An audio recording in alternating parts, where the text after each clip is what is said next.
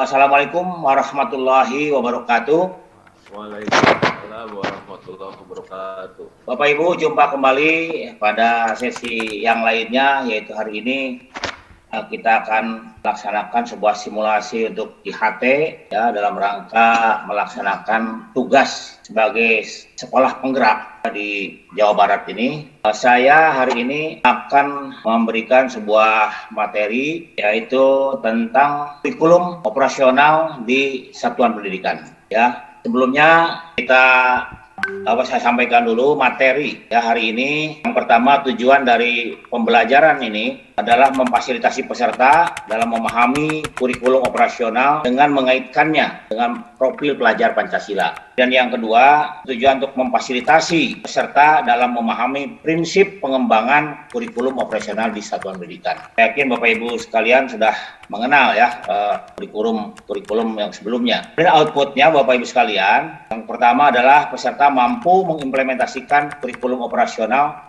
berdasarkan profil pelajar Pancasila, dan yang kedua adalah peserta mampu menerapkan prinsip pengembangan kurikulum operasional berdasarkan teaching of the right level secara kontinu. Sekalian, alur yang kita akan lalui yang pertama adalah bukaan, dan yang kedua ice breaking, yang ketiga mulai dari diri atau kesiapan belajar kita. Kemudian nanti ada eksplorasi dan elaborasi berupa pemahaman dan tanya jawab. Kemudian yang terakhir penutup. Berdoa selesai. Terima kasih Bapak Ibu sekalian.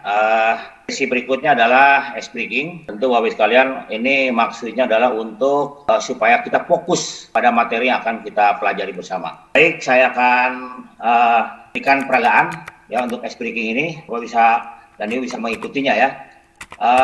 Kalau begini berarti Marina ya, Marina, kemudian tangannya digoyang, diputar-putar dua-duanya, itu menari ya, dan ke atas begini itu di menara ya, di tangannya disatukan, di atas harus disatukan ya. Udah paham ya? Marina menari di menara. Siap. Coba akan saya nyanyikan. Marina menari di menara, di menara Marina menari, Marina menari di menara, di menara Marina menari, gitu ya?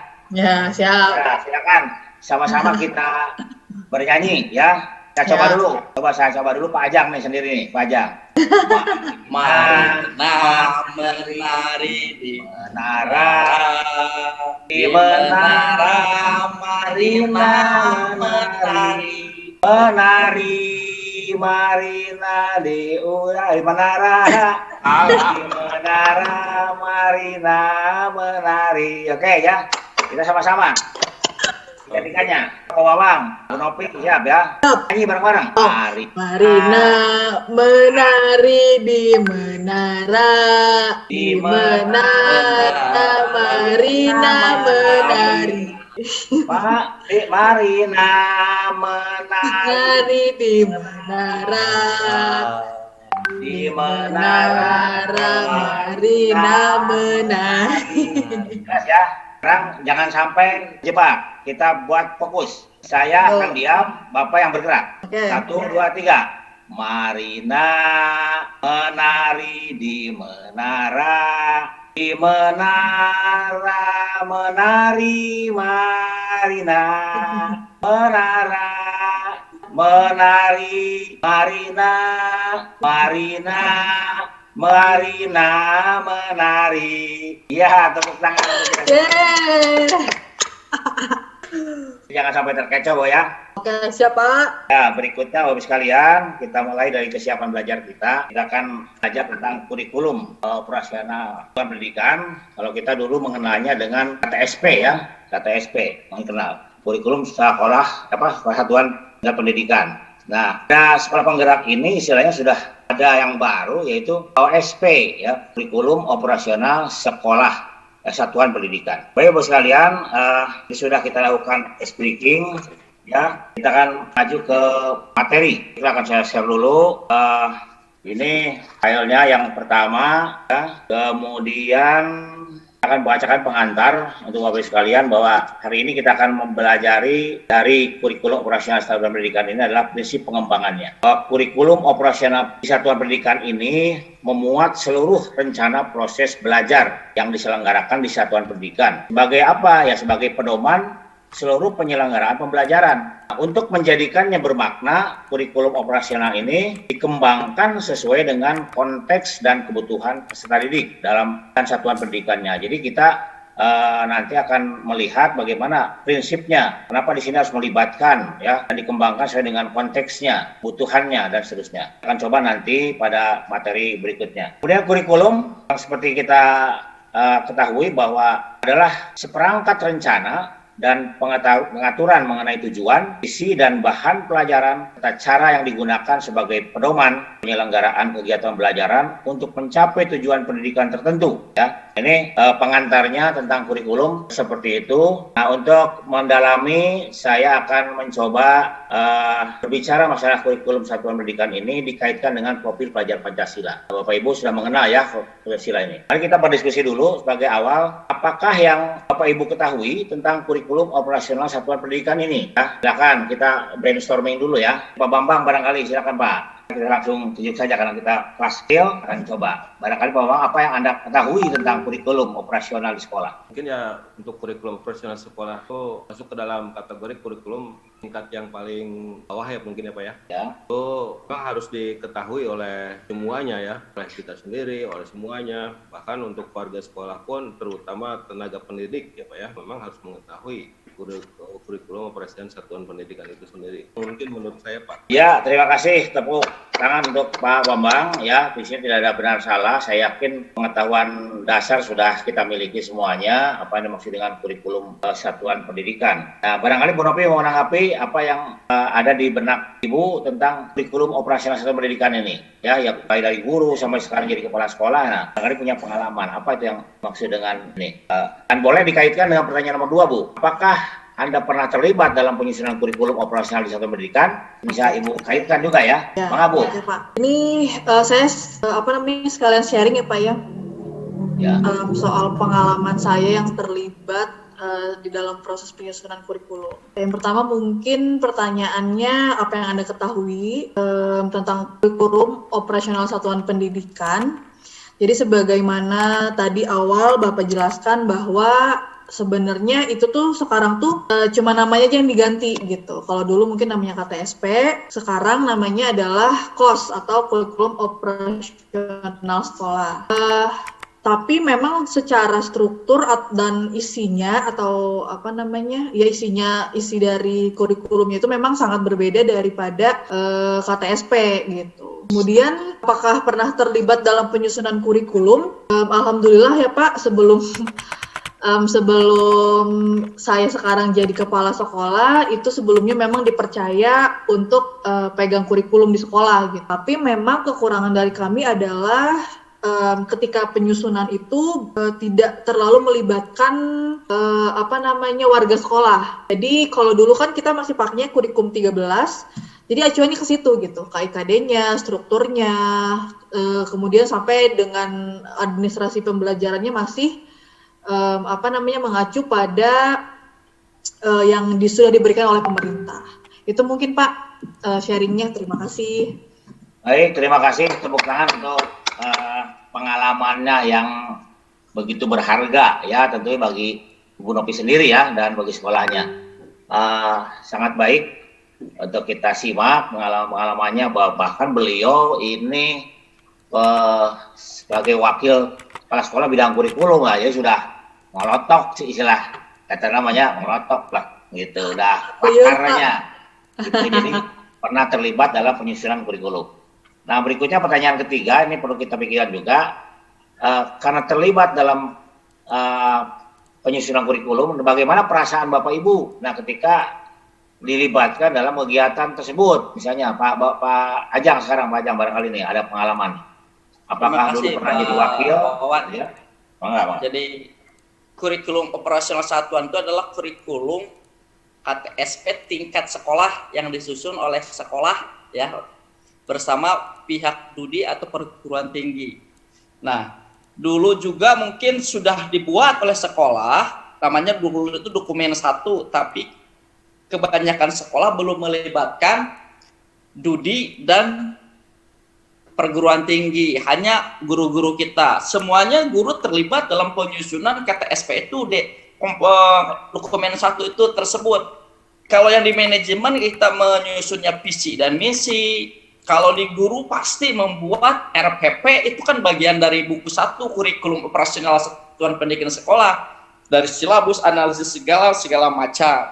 Nah, perasaannya kalau kebetulan saya dari tahun 2011 memang terlibat dalam penyusunan di sekolah yang saya dirikan dulu di SMK Texas, ya kita merasa bangga. Bahkan kalau kita ada ide-ide kita masuk ke sana, ya kita merasa puas, dan itu akan melatih kita juga tentang kepemimpinan kita. Nah, teman-teman yang lain, guru-guru juga sebenarnya terlibat dalam penyusunan tadi, itu tadi RPP-nya, silabusnya segala macam, dan harusnya merasa bangga juga. Yang kebetulan pada tidak tahu itu adalah mereka hanya copy paste RPP-nya itu, jadi mereka tidak merasa menyusun kurikulum, padahal sebenarnya mereka itu menyusun tadi perwakilan karyanya itu masuk berupa RPP tadi ke dalam dokumen 1 itu. Itu aja mungkin dari saya, Pak Wawan. Terima kasih. Oke, terima kasih Pak Ajang. Betul, perasaan-perasaan seperti itu kebanggaan bagi diri ya, kebanggaan bagi kita semua ketika kita terlibat dalam penyusunan kurikulum. Karena di sekolah itu ada yang disebut dengan tim pengembang kurikulum, gitu ya, tim pengembang kurikulum.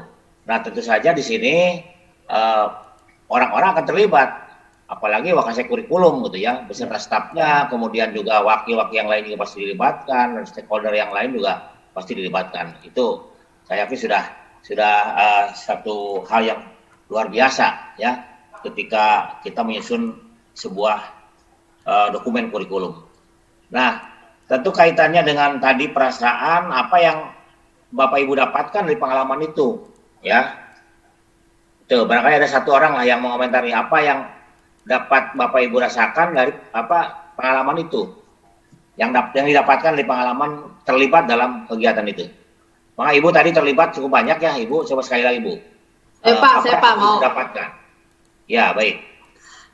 Kalau saya sih, apa yang saya dapatkan dari pengalaman menyusun gitu ya, terus juga dipercaya untuk sebagai wakasek kurikulum, pastinya sih adalah, jadi kalau dulu kuliah itu tuh saya tuh nggak ngerti Pak tentang kurikulum itu apa. Jadi kan dosen menjelaskan gitu secara teoritis bahwa kurikulum menurut A adalah bla bla bla bla gitu.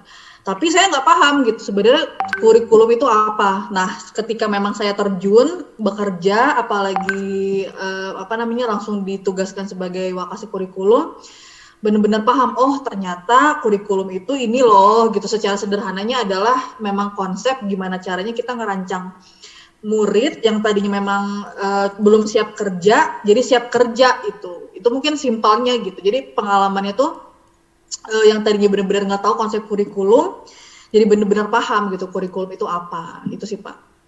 Ya, baik, terima kasih Ibu Nopi yang telah menyampaikan jawabannya maupun pendapatnya dan pengalamannya yang begitu berharga ya bagi kita semuanya. Bapak Ibu sekalian, untuk pengembangan ini kita kaitkan pengembangan kurikulum operasional itu dengan profil pelajar Pancasila.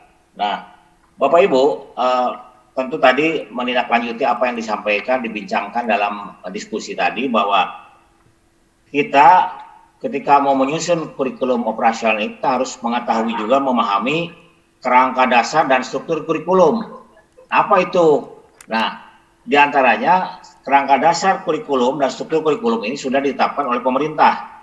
Di antaranya tujuan pendidikan nasionalnya, kemudian profil pelajar Pancasila, ini yang sekarang ya, kemudian standar nasional pendidikan dan struktur kurikulumnya. Nah, kita juga diberikan ilmu tentang prinsip-prinsipnya ini.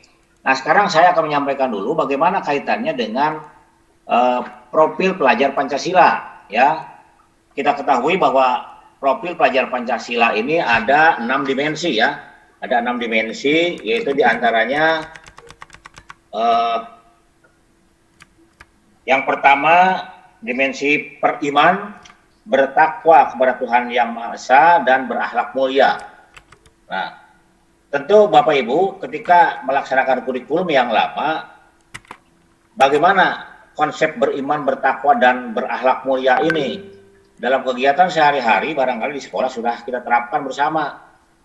Sekolah ada yang mengadakan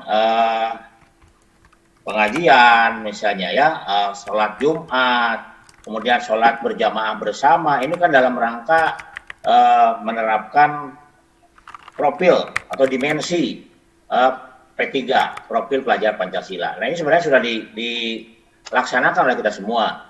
Ini penegasan sekarang bahwa profil pelajar Pancasila ini adalah sebagai acuan dalam menyusun visi misi dan tujuan di satuan pendidikan. Jadi ketika kita membuat sebuah kurikulum, semuanya harus dikaitkan dengan profil pelajar Pancasila ini, ya, yang ada 6 dimensi itu. Nah itu barangkali kita sudah melaksanakan ya yang pertama. Kemudian yang kedua adalah berkebinekaan global. Ya. Kita mengenal beberapa suku, bangsa, agama, budaya dan sebagainya. Tentu kita harus saling menghargai di situ, ya, dan saling menghargai. Kemudian yang ketiga bergotong royong. Ini adalah bentuk kerjasama yang kita kembangkan dalam sebuah karakter siswa, ya.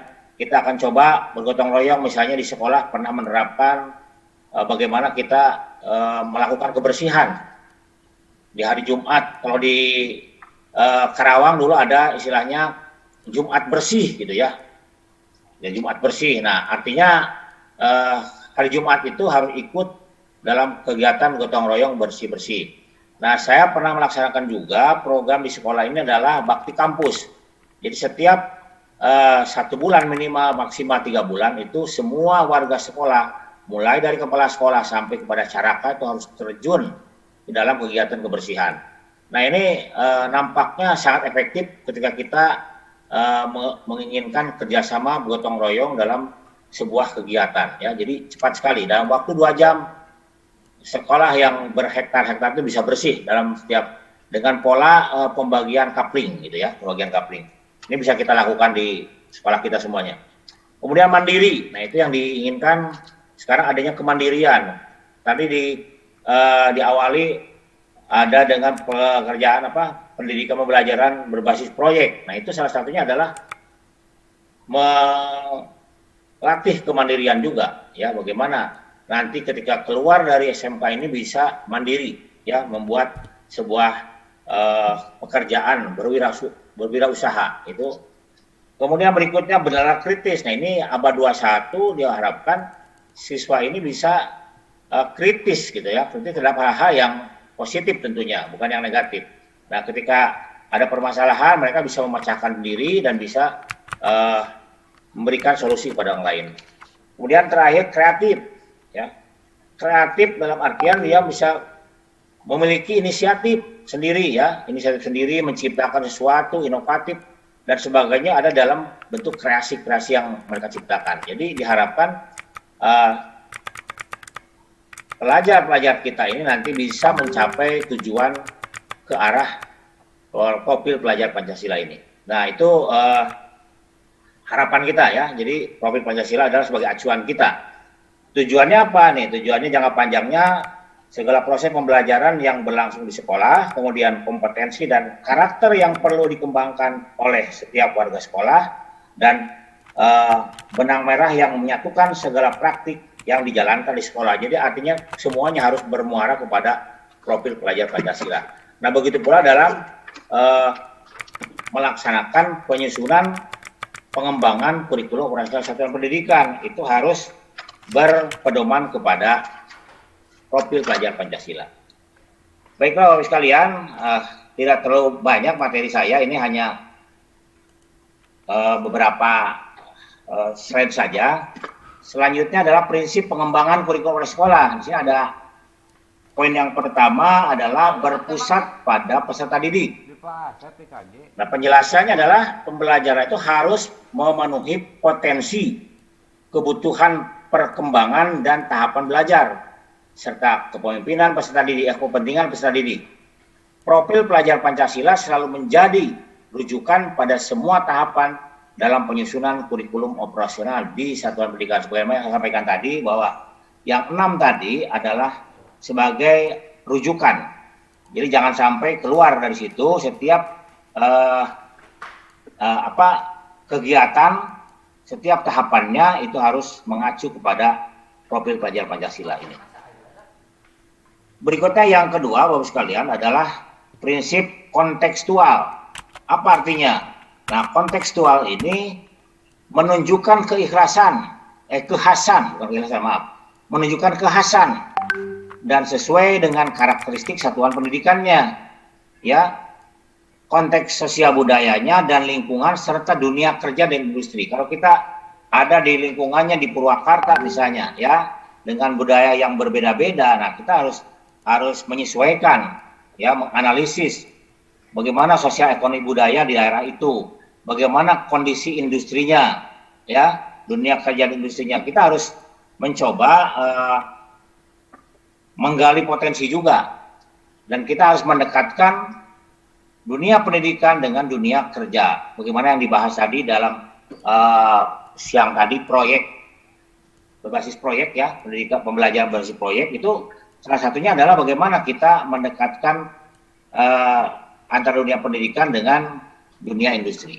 Tuntutan kita sekarang, ya, dengan adanya sekolah penggerak ini dalam sekolah SMKPK, ya tadi 8+I itulah yang harus dikejar, gitu. Bagaimana kita mensinkronkan kurikulum antara sekolah dengan perusahaan dan sebagainya sampai kepada teaching factory-nya harus tercapai. Nah, ini kita analisis semuanya dan dicantumkan nanti dalam kurikulum yang akan kita buat.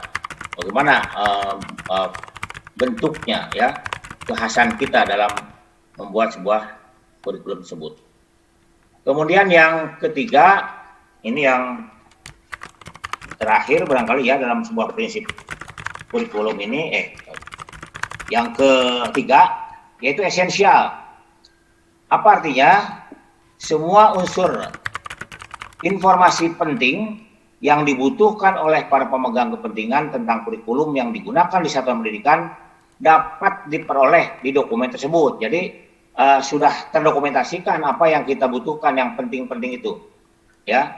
Misalnya tentang bagaimana kondisi lingkungannya, bagaimana kondisi industrinya, seperti apa yang kita terapkan dalam kurikulum itu, kita harus sudah ada terdapat di dalam dokumen yang kita buat. Kalau kemarin itu yang tadi saya sebutkan Pak Ajang, ada dokumen buku, dokumen 1, dokumen 2, dan seterusnya. Dokumen 2 menyangkut masalah silabu dan RPP sebagainya, itu ada di buku tertentu, gitu, ya. Nah, kemudian bahasanya juga lugas dan mudah dipahami, ya. Tidak mengulang naskah atau kutipan yang sudah ada di naskah lain atau copy paste kalau istilahnya. Dokumen tidak perlu memuat kembali misalnya lampiran Kemendikbud seperti capaian pembelajaran, struktur dan sebagainya, cukup satu, ya. Dan dokumen kurikulum operasional ini tidak dicantumkan lagi. Kemudian yang keempat, Bapak sekalian, ini akuntabel. Artinya apa yang kita susun kurikulum ini adalah harus dapat dipertanggungjawabkan karena berbasis data dan aktual. Jadi artinya tadi kontekstual, ya, dengan lingkungan dan sebagainya itu harus dapat dipertanggungjawabkan. Ketika lulusan anak kita juga harus diserap oleh industri, kita juga harus bisa mempertanggungjawabkan apa yang sudah kita buat dalam dokumen tersebut. Ya, mudah-mudahan harapannya dengan tujuan SMK ini adalah BMW, ya, bekerja, melanjutkan dan berwirausaha, itu bisa tercapai, ya, dengan beberapa konsep-konsep kurikulum yang akan kita susun. Kemudian yang terakhir adalah melibatkan berbagai pemangku kepentingan. Nah, ini jelas ketika kita menyusun kurikulum operasional itu siapa saja harus terlibat. Ini penjelasan di sini adalah pengembangan kurikulum satuan pendidikan melibatkan komite satuan pendidikan dan berbagai pemangku kepentingan, antara lain orang tua harus dilibatkan, ya, jelas. Selain komite juga ada mungkin orang tua 1-2 yang bisa kita libatkan. Organisasi-organisasi yang ada, misalnya kita akan mengundang PGRI, gitu, ya, yang terkaitan dengan pendidikan atau pakar-pakar di bidang pendidikan, berbagai sentra industri bisa, ya. Kemudian serta industrinya sendiri dan dunia kerja untuk SMK di bawah koordinasi dan supervisi dinas pendidikan, minimal pengawas lah, minimal pengawas yang mewakili kepala cabang dinas pendidikan di wilayah kita masing-masing. Nah, barangkali itu yang bisa saya sampaikan, Bapak sekalian. Mudah-mudahan bisa dipahami ya sedikit banyak, karena cukup banyak poinnya hari ini. Saya hanya menyampaikan tentang prinsip pengembangan kurikulumnya saja, yaitu yang 5 poin tadi, ya. Mulai dari berpusat pada peserta didik, kontekstual, kemudian esensial, akuntabel, dan melibatkan berbagai pemangku kepentingan. Barangkali itu, sebelum ditutup, kita coba berdiskusi dulu. Barangkali ada hal yang mau ditanyakan, kami persilakan. Ada pertanyaan, Bu Nopi, atau tanggapan atau masukan-masukan untuk pengembangan kurikulum operasional di satuan pendidikan ini? Atau Pak Ajang, Pak Bambang, malah? Ini Pak, apakah dalam penyusunan itu harus melibatkan seluruhnya, ke-6-6-nya, atau hanya dalam satu sesi pertemuan itu, ataukah hanya melibatkan 1-2 dari dimensi Pancasila tersebut? Mohon pencerahannya Pak. Terima kasih. Baik, terima kasih. Untuk itu tidak harus melibatkan, ya. Tidak harus dilibatkan semua, karena ini harus disesuaikan juga dengan konteksnya, ya, tujuan pembelajarannya apa. Jadi mana yang mengait kepada tujuan pembelajaran atau capaian pembelajaran yang akan kita susun, gitu ya. Tidak semua harus dimasukkan.